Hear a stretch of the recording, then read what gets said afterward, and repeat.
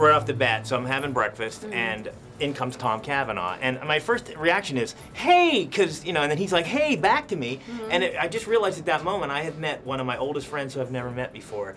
Do you get a lot of people that automatically think that they know you because I watched every episode of Ed and I'm a Love Monkey? Curse CBS for ever taking that off the air. But do you get that a lot? People just think that you're old friends or something. Are you sure that you're not part of my family? You sure your last name's not Cavanagh? No, it's not. No, I want to be. Are they? It sounds very much. Can you adopt me? It sounds very much like something like one of the Cavanagh clan would say. So really? We have to check. No, but he does. You have that quality of like you just like him right away, and you're just like, oh, We're paying Heather a lot of money to say that. We appreciate it. It's very generous of you.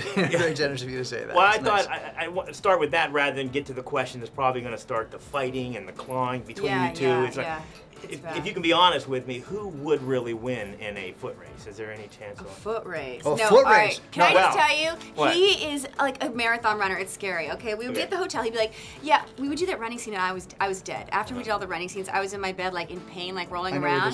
He then went out and worked out, right? Then he went running, and then he went to the gym, and then he's like, I like to walk around at night for hours. The guy works out like 6 hours a day. Psycho. I think there's something wrong with him.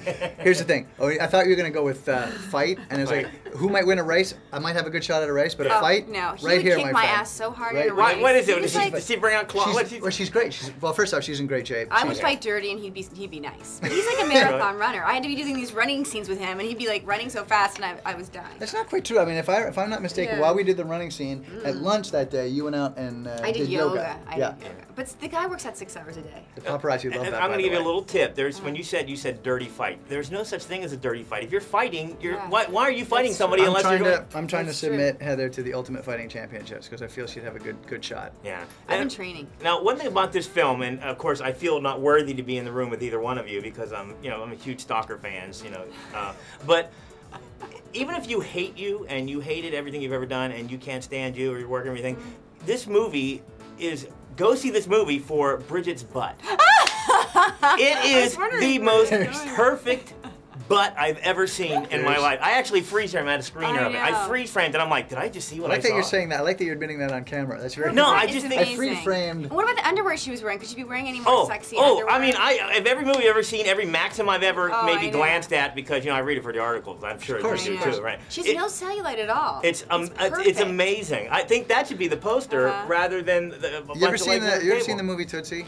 Yes. Here's the thing. Bridget right now is at home with a little pint of Haagen-Dazs, watching this going, what the?